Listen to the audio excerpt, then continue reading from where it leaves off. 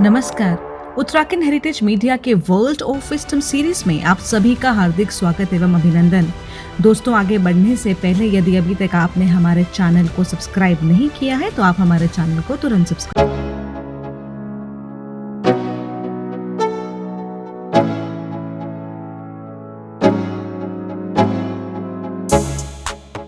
दोस्तों, आज के वीडियो में हम आपको बताने जा रहे हैं इंडोनेशिया के इतिहास के बारे में। दोस्तों, भारत के साथ इंडोनेशिया का भी इतिहास जुड़ा हुआ है।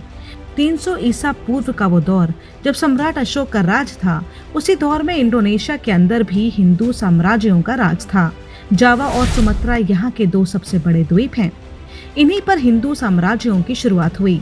ये हिंदुस्तान के असर में हुआ।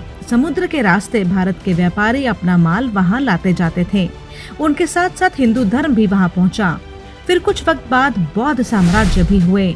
लंबे वक्त तक इंडोनेशिया पर हिंदू और बौद्ध राजाओं का शासन रहा। दोस्तों, 7वीं शताब्दी से ही इंडोनेशिया द्वीप समूह एक महत्वपूर्ण व्यापारिक क्षेत्र रहा है। जब श्री विजय राजशाही के दौरान चीन और भारत के साथ व्यापारिक संबंध थे। स्थानीय शासकों ने धीरे धीरे भारतीय सांस्कृतिक, धार्मिक और राजनीतिक प्रारूप को अपनाया और कालांतर में हिंदू और बौद्ध राज्यों का उत्कर्ष हुआ। दोस्तों, 11वीं सदी में भारत से मुस्लिम व्यापारी अपने साथ इस्लाम लाए और यूरोपियन शक्तियां यहाँ के मसाला व्यापार में एकाधिकार को लेकर एक दूसरे से लड़ी। इस्लाम के आने के बाद मुस्लिम साम्राज्य भी आने लगे। 1511 में जब पुर्तगालियों ने इंडोनेशिया को जीता, तब यहाँ मुस्लिम सुल्तान का ही शासन था।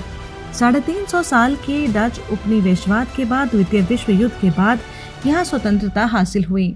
17 अगस्त 1945 को इंडोनेशिया को नीदरलैंड से आज़ादी मिली। आज़ादी के बाद पहले राष्ट्रपति बने सुकर्णो। इनके ही नेतृत्व में इंडोनेशिया ने आज़ादी हासिल की थी, मगर फिर विद्रोह होने लगे। ऐसा लगा मानो सिस्टम उलट पुलट जाएगा। तब सुकर्णो ने एक किस्म का सैनिक राज्य शुरू कर दिया। तानाशाह बन गए। यही सिस्टम वहाँ चलता रहा। साल 2004 में आखिरकार यहाँ लोकतंत्र आया। पहली बार राष्ट्रपति चुनाव हुए और जनता ने अपना शासक चुना।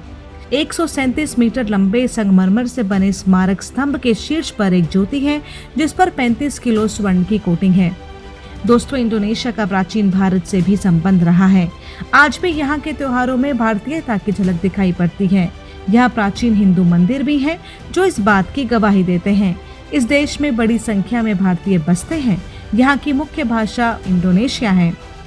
आज दुनिया की सबसे ज्यादा मुस्लिम आबादी इसी देश में रहती है। अपनी इस्लामिक आबादी के बावजूद ये सेक्युलर हैं। ये अपने लोगों को कोई भी धर्म मानने की आज़ादी देते हैं। दुनिया के सारे इस्लामिक देशों के मुकाबले कहीं ज्यादा लोकतंत्र है इस देश में।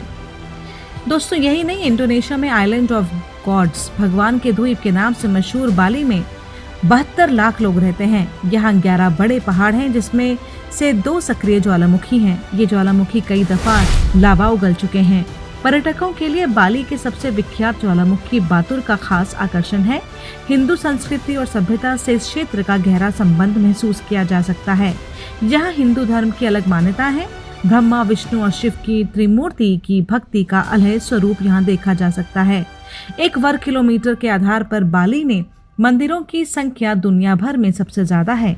इसी वजह से इसे 1000 मंदिरों का द्वीप भी कहा जाता है। यदि आपको हमारा वीडियो पसंद आया तो इसे लाइक